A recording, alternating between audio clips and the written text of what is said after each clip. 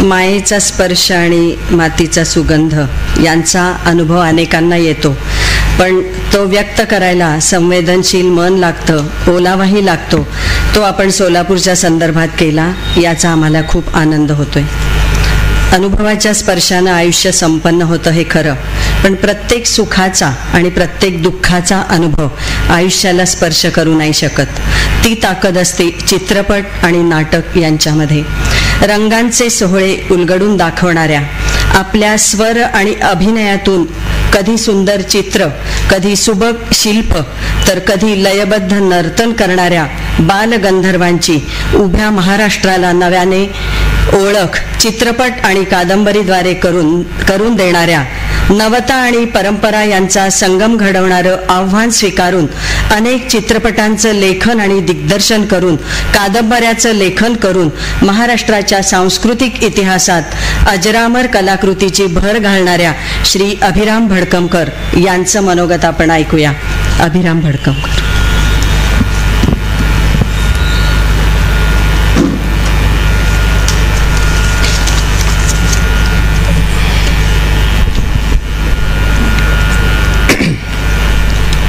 व्यासपीठावरील मान्यवर आणि हसके आजचे पुरस्कार विजेते आदरणीय विजय पाडळकरजी, सभागृहामध्ये उपस्थित साहित्य, चित्रपट, संगीत, नाटक या सर्वांचे रसिक, आज खरोखरच हा सोहळा वेगळा आहे आणि विलक्षणही आहे. कारण चित्रपट विषयक लेखन करणाऱ्या लेखकाचा सन्मान किंवा त्याला दिला जाणारा पुरस्कार हा माझ्या माहितीत तरी महाराष्ट्रातला एकमेव पुरस्कार आहे आणि त्यासाठी अत्यंत सार्थ अशी निवड या ठिकाणी आपण केलेली आहे. खरं तर पाडळकरांची साहित्य संपदा ही खूप वेगवेगळ्या प्रकारची आहे, ज्यामध्ये कथा आहे, कादंबरी आहे, लेख आहेत, वृत्तपत्रातली सदरं आहेत, परंतु त्यांचं सगळ्यात महत्त्वाचं आणि विलोभनीय असं योगदान म्हणजे चित्रपट विषयक त्यांचं सगळं साहित्य. त्यांचा आणि माझा परिचय खरं तर 90च्या दशकामध्ये झाला. म्हणजे प्रत्यक्ष परिचय झाला नाही, परंतु त्यांच्या कथांच्या पायवाटा हे सदर मी अत्यंत नियमितपणे वाचायचो. केवळ मीच नव्हे तर अनेक लोक ते वाचायचे. आणि मला आठवतं, कलावैभवचे निर्माते मोहन तोंडवळकर जे कधीही सल्लागारांना विचारायचे नाहीत की कुठलं नाटक प्रोड्यूस करू, ते स्वतः नाटकाची संहिता वाचायचे, वेगवेगळी पुस्तकं वाचायचे आणि आपलं नाटक ठरवायचे. ते मोहन तोंडवळकर ज्या दिवशी लेख छापून यायचा त्या दिवशी अगदी आवर्जून आम्ही सगळे शिवाजी मंदिरच्या कट्ट्यावरती उभे असायचो. त्यावेळेला नवीनच करिअर करायला या क्षेत्रामध्ये आलेलो असायचो. ते रस्ता ओलांडून माझ्यापर्यंत यायचे आणि वाचली का आजची कथा, वाचला का आजचा लेख, अशा पद्धतीने विचारपूस करायचे. आणि बराच वेळ त्या ठिकाणी आम्ही त्या दिवशीच्या कथेवरती गप्पा मारायचो. या कथांच्या पायवाटांनी आम्हाला जागतिक साहित्याच्या महामार्गावरती नेऊन सोडलं. या कथांनी आम्हाला वैश्विक साहित्याचं भान दिलं, तसंच जगण्याचंही एक वेगळं आयाम त्यातून आम्हाला दर्शवलं.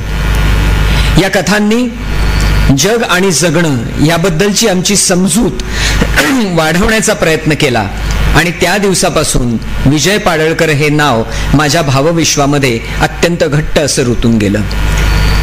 त्यानंतर विविध प्रकारची पुस्तकं त्यांची मी वाचायला सुरुवात केली आणि नंतर माझ्या असं लक्षात आलं की त्यांनीच एका त्यांच्या पुस्तकामध्ये जावेद अख्तर यांचं उदाहरण देऊन सांगितलेलं आहे की कवी हा हरफन मौला असला पाहिजे, परंतु त्यांचं स्वतःचं जगणंच एका हरफन मौलासारखं आहे. आणि म्हणूनच सेवानिवृत्ती घेतल्यानंतर आराम करण्याच्या ऐवजी त्यांनी एखाद्या विद्यार्थ्याप्रमाणे हातामध्ये पाटी पेन्सिल घेतली आणि ते FTIच्या वर्गामध्ये जाऊन बसले चित्रपटाची भाषा समजून घेण्यासाठी आणि तिचा अभ्यास करण्यासाठी, त्याचं मूलभूत असं त्यातलं शास्त्र शिकण्यासाठी. आणि त्यानंतर त्यांचं चित्रपट विषयक लिखाण पाहिल्यानंतर असं लक्षात येतं की त्या काळामध्ये चित्रपटाविषयी लिहायचं म्हणजे काय होतं, तर एकतर प्रचंड मोठ्या प्रमाणावरती चित्रपटातली गॉसिप्स लिहिली जायची, जी आपण अत्यंत चवीने, आवडीने, रसरंगाने मायापुरीमध्ये वाचायचो. समीक्षा लिहिल्या जायच्या, पण समीक्षेचं स्वरूपही ठरलेलं होतं. 3/4 कथा लिहायची, उरलेल्या भागामध्ये अभिनय कसा जिवंत होता, अमुक कसं चांगलं होतं, म्युझिक कसं हे होतं, अत्यंत नादमाधुर्य वगैरे वगैरे, अशा सगळ्या याच्यामध्ये चित्रपटाची समीक्षा संपायची. परंतु चित्रपटाकडे कसं पाहायचं आणि चित्रपटामधली वेगवेगळ्या प्रकारची सौंदर्य स्थळं, बलस्थानं, या पद्धतींचं लिखाण त्यांनी करायला सुरुवात केली.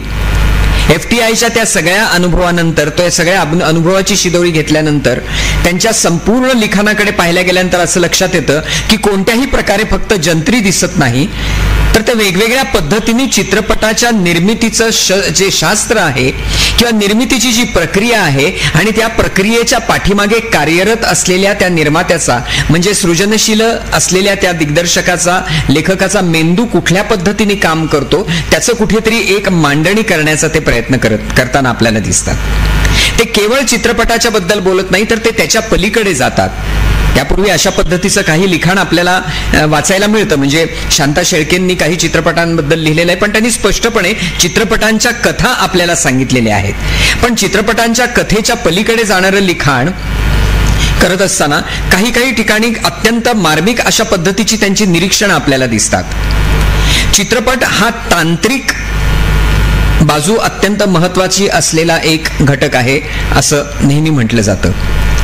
परंतु तंत्र किती आणि कला किती या विषयाबद्दल बोलत असताना एका ठिकाणी ते असं म्हणतात की एक काळ असा येईल की ज्या वेळेला तंत्रज्ञान आपल्या हातामध्ये आलेलं असेल. मग तंत्रज्ञान हातामध्ये आलं म्हणजे चित्रपट आपण करू शकतो. तंत्रज्ञान हातामध्ये आलं म्हणजे चित्रपट करणं खूप सोपं होऊन जाईल. पण तसं होणार नाही. तुमच्या हातामध्ये तंत्रज्ञान असेल, कला मात्र तुमच्याकडे असावीच लागेल. जर तुमच्याकडे कला असेल तर तुमचा चित्रपट चांगला होईल. आज आपण बघतो आहोत आपल्या हातामध्ये मोबाईल आले आहेत, आपल्या हातामध्ये कॅमेरा आलाय आणि उत्तम उत्तम कॅमेरा आलेले आहेत, पण म्हणून चित्रपटाचा दर्जा त्या प्रमाणामध्ये वाढलाय असं आपल्याला म्हणता येणार नाही. कारण चित्रपटाचं तंत्र हातामध्ये आलं, पण चित्रपटातली जी कला असते ती मात्र प्रत्येक जण आपापली घेऊन येतो. आणि ही प्रत्येक दिग्दर्शकाची कला त्याच्यामध्ये कुठून आली, त्याचं त्या पाठीमागचं चिंतन काय होतं, हे चिंतन ते सगळीकडे मांडत असतात. समांतर चित्रपटांच्याकडे आत्मीयतेने पाहण्याच्या काळामध्ये सुद्धा ते समांतर चित्रपटाचं कौतुक तर करतातच, परंतु समांतर चित्रपट का गोठला, तो का आक्रसला, याच्याबद्दलही ते त्यांची निरीक्षणं मांडतात. ते सांगतात की एकतर समांतर चित्रपट करणाऱ्या माणसांवर पाश्चिमात्य चित्रपटांचा प्रभाव होता आणि त्याचबरोबर तो निर्माता, दिग्दर्शक थेअरीमध्ये इतका अडकला होता. त्यानंतर एक महत्वाचा मुद्दा ते असं मांडतात की धनदांडगे आणि इंटेलेक्च्युअल्स किंवा बुद्धिवादी किंवा सर्जनशील यांच्यामधल्या वादामध्ये सर्जनशीलता हरली आणि धनदांडगे जिंकले आणि त्याचा प्रभाव परत एकदा चित्रपट बाजारू होण्यावरती झाला. हे निरीक्षण मांडत असताना ते हेही सांगतात की हे करत असताना हे इंटेलेक्च्युअल्स किंवा हे बुद्धिवादी, हे सर्जनशील स्वांत सुखाय चित्रपट करू लागले. प्रेक्षकांसाठी चित्रपट असतो आणि हे करत असताना प्रेक्षक शरण होण्याची गरज नाही, पण प्रेक्षकाभिमुख व्हायला तो चित्रपट विसरला आणि म्हणून समांतर चित्रपट गोठला, अशी निरीक्षणं ते मांडतात. आणि सगळ्यात महत्वाचं निरीक्षण ते मांडतात, ते असं म्हणतात की समांतर चित्रपटामध्ये भारतीय म्हणजे आपली माती, आपली माणसं आणि आपली मानसिकता त्याच्यामध्ये त्या पद्धतीने रिफ्लेक्ट झाली नाही, उतरली नाही. आणि ते उतरणं म्हणजे काय हे सत्यजित राय यांच्याबद्दल लिहिताना ते आपल्याला सांगत जातात. आणि त्यामुळे सत्यजित रायांचं चित्रपट, सत्यजित राय यांच्याबद्दलचं पुस्तक जेव्हा आपण वाचतो तेव्हा त्यांच्या या मुद्द्याच्या बद्दलची माहिती आपल्याला कळते किंवा तेव्हा या मुद्द्याचं नेमकं स्पष्टीकरण आपल्याला समजू लागतं. अशा पद्धतीने चित्रपटाबद्दल ते लिहितात, चित्रपटाच्या कथांबद्दल लिहितात, वेगवेगळ्या अँगल्स बद्दल ते लिहितात, चित्रपटाची बलस्थानं मांडतात, पण चित्रपटाच्या पलीकडे असलेल्या या सगळ्या निरीक्षणांच्या बद्दल सुद्धा ते मांडत जातात. आणि म्हणून ते अधिकाधिक रंजक होत जातं आणि ते आपल्याला चित्रपटाबद्दलचं आपलं आकलन वाढवण्यासाठी अत्यंत महत्वाचं ठरतं. त्यांच्या महत्वाच्या पुस्तकांच्या मध्ये शेक्सपियर आणि सिनेमा या पुस्तकाचा उल्लेख करावाच लागेल. याचं कारण असं की शेक्सपियर आणि सिनेमा याच्याबद्दल लिहिताना त्यांनी शेक्सपियरच्या चित्रपटांना हात घालायच्या आधी नाटक आणि चित्रपट यांच्यामधला परस्पर संबंध, नाटक आणि चित्रपट याच्यामधला फरक आणि साम्य याच्यावरती खूप पानं त्यांनी त्या ठिकाणी वापरलेली आहेत, जी नाट्यशास्त्राच्या प्रत्येक विद्यार्थ्यांनी वाचली पाहिजेत, कारण ती त्याला नाटक समजून घेण्यासाठी सुद्धा तितकीच महत्वाची ठरणार असतात. त्यांच्या भाषेचं सौंदर्य तर सांगायलाच नको. ते लिहिता लिहिता अत्यंत सहजपणे तिसरी कसमला एक भावकविता असं म्हणतात, ते भावकाव्य आहे असं म्हणतात. लिहिता लिहिता ते सहज बासू चटर्जींच्या सिनेमाला साफ सुधरा चित्रपट असं एक छान सर्टिफिकेट देऊन टाकतात. आणि लिहिता लिहिता अशा पद्धतीच्या वाक्यांची पखरण करत असताना त्यांनी एक सुंदर त्या ठिकाणी वापरलंय की चित्रपट जन्माला येऊन 4 वर्ष झाली नाही तोपर्यंत त्यांनी चित्रपटकर्त्यांनी शेक्सपियरला हात घालायचा प्रयत्न केला. हे म्हणजे जन्माला आल्या आल्या मारुतीने सूर्यबिंबच गिळायचा जो प्रयत्न केला त्या पद्धतीचं काहीतरी होतं. अशा पद्धतीने शेक्सपियर बद्दल बोलताना ते आपल्या मातीतलं उदाहरण देऊन आपल्याला शेक्सपियर आणि या सगळ्या गोष्टी समजून सांगायचा प्रयत्न करतात. आणि शेक्सपियर हे अरण्य आहे, शेक्सपियर हा फार मोठा समुद्र आहे. आणि या शेक्सपियरला कशा कशा पद्धतीने लोकांनी हात घालायचा प्रयत्न केला, चित्रभाषेमध्ये कशा पद्धतीने मांडायचा प्रयत्न केला, आणि तो मांडत असताना त्यांच्यासमोर आलेल्या अडचणींच्या बद्दल बोलत असताना शेक्सपियरच्या सॉनेट्सचा ते उल्लेख करतात. शेक्सपियर मधला कवी हा चित्रभाषेमध्ये मांडणं किंवा चित्रभाषेमध्ये रूपांतरित करणं कसा आणि का अवघड गेला याबद्दलचं ते विवेचन करू लागतात. आणि मग ती केवळ शेक्सपियरच्या चित्रपटांची समीक्षा राहत नाही, तर आपल्याला अवघा शेक्सपियर समजत जातो आणि आपल्याला अवघं माध्यमांतर म्हणजे काय याबद्दलचा आपला आवाका वाढत जातो, त्याच्याबद्दल आपल्याला समजत जातं. बरं, गमतीने शेक्सपियर हाच लोक अनेक वेळा का वापरला गेला याचं सांगत असताना शेक्सपियरची महत्ता तर ते सांगतातच, पण त्याचबरोबर शेक्सपियरच्या कथा परिचित असल्यामुळे कॅरेक्टर एस्टॅब्लिश करायला, कथा एस्टॅब्लिश करायला फार वेळ किंवा दिग्दर्शकाला वाया घालवावा लागत नाही हे ते मांडतात. त्याचबरोबर ते हे सुद्धा सांगतात की शेक्सपियरच्या नावाचा महिमा असा आहे की आपोआप प्रेक्षक चित्रपटगृहाकडे शेक्सपियरच्या नावामुळे खेचून आणता येतील. आणि तिसरा अत्यंत महत्वाचा मुद्दा मांडतात की जो सार्वकालिक आहे आणि सर्व लेखकांना त्याचा अनुभव येतो, तो म्हणजे शेक्सपियरच्या कथांसाठी चित्रपट करायचा असेल तर मानधन द्यावं लागत नाही. त्यामुळे शेक्सपियर सारख्या मोठ्या समुद्राला हात घालत असताना त्यांनी एक वेगवेगळ्या पद्धतीच्या छोट्या छोट्या कथाही त्या ठिकाणी ते मांडतात. म्हणजे शेक्सपियर समजावून सांगताना त्यांनी एक खूप छान सांगितलंय की एक बाप आणि लेक दोघांना शिक्षा झाली. दीर्घकाळ त्यांना एका बेटावरती स्थानबद्ध करण्याची शिक्षा आली आणि त्यावेळेला बाप मुलांची चर्चा चालू असताना बाप म्हणतो की आता काय करायचं. बाप म्हणतो की मी माझं अख्खं आयुष्य आता समुद्राकडे बघत घालवणार.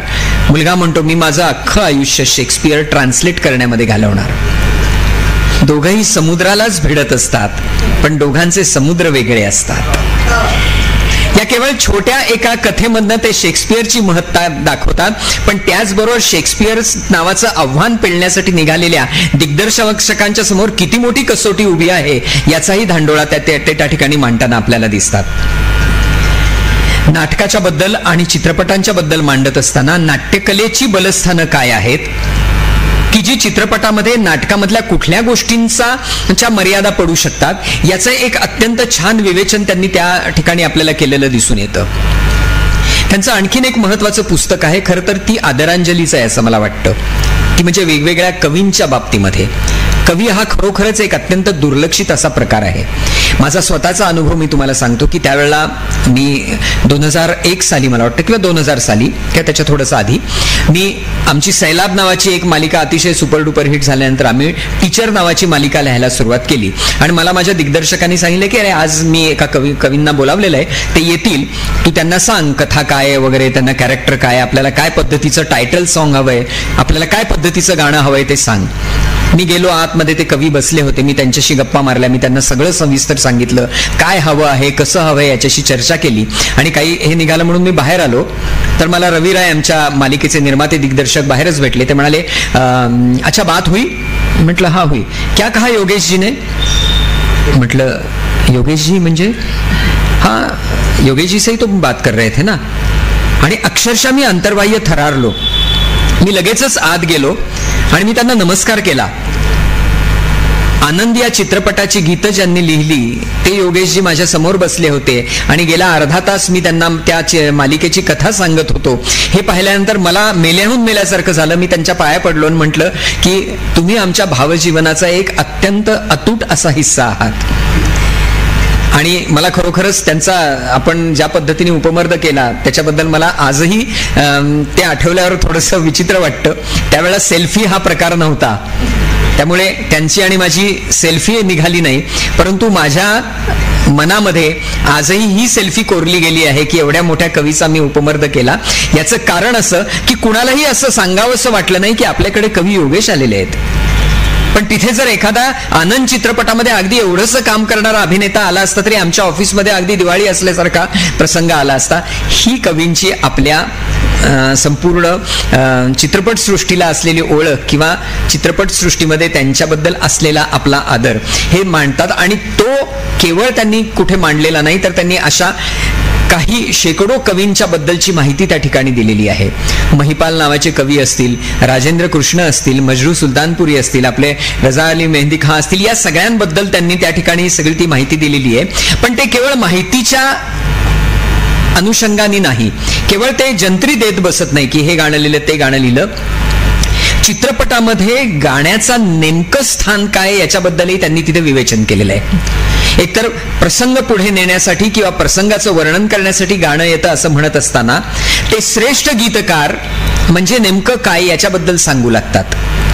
त्याच्याबद्दल लिहिताना त्यांनी असं म्हटलंय की श्रेष्ठ गीतकार तोच असतो ज्याची कविता किंवा ज्याचं गाणं, आता आपल्याकडे ही कविताच मानली जात नाही, चित्रपट गीत आहे त्याला, तर ते जे गीत आहे ते एकाच वेळी प्रसंगनिष्ठ असलं पाहिजे आणि त्याचबरोबर ते विश्वात्मकही असलं पाहिजे.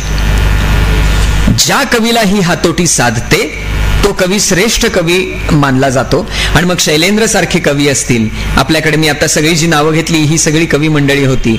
या सगळ्या कवी मंडळींनी तर आपल्याला तेच केलेलं आहे.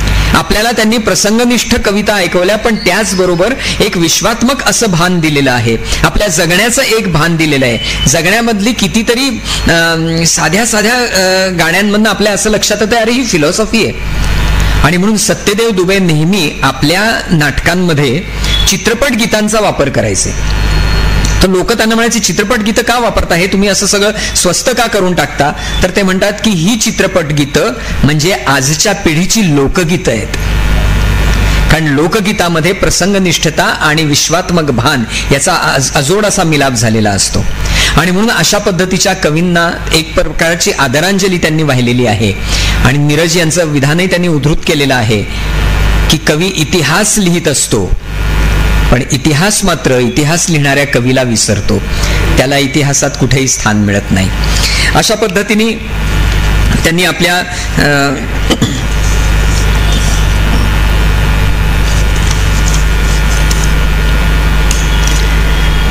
इतिहासातल्या या सर्व कवींना वेगळ्या प्रकारची आदरांजलीच वाहिलेली आहे. तो उंच माणूस, मला असं वाटतं की हा त्यांच्या संपूर्ण चित्रपट लिखाणाच्या ह्याच्यावरचा एक अत्यंत कळस आहे. अर्थात हे व्यक्तिगत मत असू शकतं, कारण सत्यजित रे यांच्यावरचं असलेलं प्रेम आणि त्यांच्याबद्दल कुणीतरी लिहितं आहे आणि इतक्या महत्वाचं लिखाण केलेलं आहे त्याचाही तो परिणाम असेल. सत्यजित रे यांच्याबद्दल लिहित असताना त्यांनी त्यांच्या संपूर्ण आयुष्याबद्दलची एक मांडणी तर केलेलीच आहे. ते पुस्तक वाचल्यानंतर आपल्याला संपूर्ण सत्यजित रे यांचं समग्र आयुष्याचा पट आपल्या डोळ्यासमोर उभा राहतो. परंतु केवळ तो पट उभा राहण्यापेक्षा सुद्धा प्रत्येक चित्रपट निर्मितीच्या वेळची त्यांची तळमळ, प्रत्येक चित्रपट निर्मितीच्या वेळचे त्यांच्या समोर असलेले मानसिक आणि संवेदनशीलतेच्या कलात्मकतेच्या पातळीवरचे असलेले संघर्ष आणि आर्थिक संघर्ष सुद्धा. म्हणजे पथेर पांचाली सारखा चित्रपट निर्माण करायचा आणि त्याच्या बजेटच्या 25 पट पैसे बंगाल सरकारने मिळवायचे आणि सत्यजित रे यांच्या शेवटच्या ऑपरेशनसाठी मात्र त्यांना वेगवेगळ्या लोकांना त्यांना मदत करावी लागणं, हा एखाद्या संवेदनशील कलावंताच्या आयुष्यामधला काय प्रसंग असू शकतो. अशा पद्धतीने त्यांनी माणूस म्हणून ते रेखाटले, कलावंत म्हणून रेखाटले.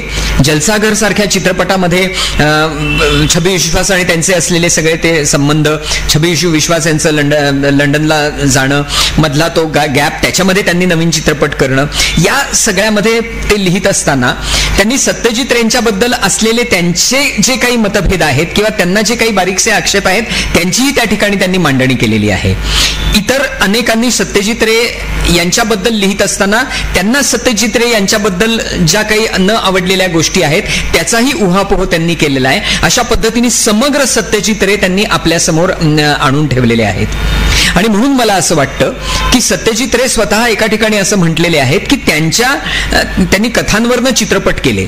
लोक फक्त चित्रपट पाहतात आणि त्याच्याबद्दल बोलतात. त्यांचं म्हणणं असं आहे की प्रेक्षकांनी कथा वाचावी, साहित्य वाचावं आणि ज्या साहित्यावरती ती कलाकृती केलेली आहे ती कलाकृती पाहावी आणि त्याचा तुलनात्मक आनंद घ्यावा. ती साहित्यकृती समजून घेतल्याशिवाय तुम्हाला सत्यजित रेंचा चित्रपट समजून घेता येणार नाही, असं सत्यजित रे यांनी जे म्हटलेलं आहे. मला सत्यजित रेंच्या चित्रपटाबद्दल त्यानंतर असंच म्हणावंसं वाटतं की जर तुम्हाला सत्यजित रेंचे चित्रपट समजून घ्यायचं असतील तर आधी तो उंच माणूस हे पुस्तक वाचून सत्यजित रे समजून घेतले पाहिजेत, त्याच्या पाठीमागची त्यांची ती सगळी घालमेल समजून घेतली पाहिजे आणि त्याच्यानंतर तुम्ही सत्यजित रेंचे चित्रपट पाहिले तर तुम्हाला ते अधिक वेगळ्या पद्धतीने तुमच्यापर्यंत पोहोचतायत असा एक तुम्हाला एक अनुभव येईल. तो विलक्षण अनुभव या पुस्तकाने दिला. एक आत्मचरित्र प्रसिद्ध झालं होतं आणि त्या आत्मचरित्राबद्दल एक चरित्र प्रसिद्ध झालं होतं एका अत्यंत थोर व्यक्तीचं. त्याच्याबद्दल लिहिताना एका समीक्षकांनी लिहिलं होतं की मुळात एक महान उंचीचा असलेला हा चरित्र नायक, पण चरित्र लेखकांनी त्याला आपल्या उंचीचा करून टाकला. परंतु तो उंच माणूस वाचत असताना मला असं वाटतं की आपल्या जाणीवा, आपली समजूत, आपली आकलन शक्ती कुठेतरी सत्यजित रे यांच्या उंचीपर्यंत जाण्याची धडपड करू लागते. ती एक तळमळ आपल्या मनामध्ये निर्माण होते. रेंजच्या उंचीचा अंदाज आपल्याला येतो आणि आपल्याला कुठपर्यंत जाण्याचा प्रयत्न करायचा आहे याचा एक आवाका आपल्या समोर उभा राहतो. आणि म्हणून तो उंच माणूस हे एक अत्यंत महत्वाचं असं योगदान आहे असं मला वाटतं. या लेखकांनी इतक्या पद्धतीने आपल्याला आपली समजूत, आपली आकलन शक्ती समृद्ध करण्याचा प्रयत्न केला. चित्रपट हा मुळात त्यांनीच एका ठिकाणी असं म्हटलंय की सर्व कला या मुळात काहीतरी म्हणण्यासाठी, काहीतरी सांगण्यासाठी निर्माण झाल्या आणि अर्थकारण नंतर त्यांच्यामध्ये शिरलं. चित्रपट ही एकच अशी कला आहे की ज्याच्यामध्ये आधी अर्थकारण आलं, त्याच्यामध्ये आधी बिझनेस दिसला आणि नंतर त्याच्यामध्ये कलात्मकतेचा विचार सुरू झाला. आधी गल्लाभरू चित्रपटांची सुरुवात झाली आणि त्याच्यानंतर या चित्रपटांमधनं सुद्धा काही सांगता येतं असं सांगणाऱ्या माणसांची एक फळी निर्माण झाली. आणि म्हणून मला असं वाटतं की या चित्रपट कलेचा आस्वाद घेत असताना केवळ आस्वादक समीक्षा असं म्हणून एका चौकटीत त्याला बद्ध करून टाकण्यापेक्षा सुद्धा मला असं वाटतं की चित्रपटाकडे कसं पाहायचं हे ते फक्त आपल्याला सांगत नाही, तर चित्रपटाकडे पाहण्याची आपली दृष्टी विकसित होते आणि मग आपल्याला कोणाच्या आधाराची गरज लागणार नाही. इतक्या सशक्तपणे आपण चित्रपट माध्यमाकडे पाहू लागतो किंवा पाहू शकतो अशा पद्धतीचं साहित्य त्यांनी निर्माण केलं. आणि म्हणून मला असं वाटतं की सोहनी सरांनी आणि वाचनालयाने दिलेला हा पुरस्कार हा खूप महत्वाचा पुरस्कार आहे. आणि खरं तर फार मोठी पंचायत करून ठेवलेली आहे या पुरस्कारांनी, कारण पहिल्याच पुरस्काराची उंची आणि मोजपट्टी इतकी मोठी करून टाकलेली आहे की आता पुढच्या वर्षीपासून काय करायचं असा प्रश्न वाचनालयाला नक्कीच पडणार आहे. पण अशा पद्धतीचं लिखाण वाचून समृद्ध झालेले नवीन नवीन लेखक निश्चितच निर्माण होतील आणि ती ही मोजपट्टीला खरं उतरण्याचा प्रयत्न निश्चितच करतील. खरं तर कुठलाही पुरस्कार हा प्रोत्साहनपर असतो, परंतु तो तुम्ही जेव्हा नवीन असता त्यावेळेला तुमची उमेद वाढवण्यासाठी प्रोत्साहनपर असतो. या वयामध्ये आणि साहित्य निर्मितीच्या या उंचीवरती मिळालेला हा पुरस्कार म्हणजे व्यक्त केलेली कृतज्ञता असते. हा फक्त जीवन गौरव पुरस्कार नाही, तर ही व्यक्त केलेली कृतज्ञता आहे. फक्त वाचनालयाकडनं नाही, सोहनी सरांकडनं नाही, तर चित्रपटावर प्रेम करणाऱ्या आणि चित्रपटाचा अभ्यास करू इच्छिणाऱ्या तुमच्या माझ्यासारख्या सर्व रसिकांच्या वतीने ही व्यक्त केलेली कृतज्ञता आहे. आणि म्हणून हा कृतज्ञता पुरस्कार आहे असं मला वाटतं आणि त्याबद्दल मी वाचनालयाकडे आमची कृतज्ञता व्यक्त करतो की ही संधी दिली. मला माहीत आहे की चित्रपटाचा हा पुरस्कार देण्यासाठी मी अत्यंत वयाने आणि सर्वार्थाने लहान आहे, परंतु काय आहे की आमच्या गडकरी मास्तरांनी, राम गणेश गडकरींनी आम्हाला नाटकवाल्यांना असं सांगून ठेवलंय की दैवी आले ते सोंग साजरे केले पाहिजे. त्यामुळे पुरस्कार देणाऱ्याचा एक पुरस्कार प्रदान करणारी व्यक्ती या भूमिकेमध्ये आज मला यावं लागलं आणि हे सोंग अत्यंत मी प्रामाणिकपणे पार पाडण्याचा प्रयत्न केला आहे. पुन्हा एकदा कृतज्ञता व्यक्त करतो. धन्यवाद.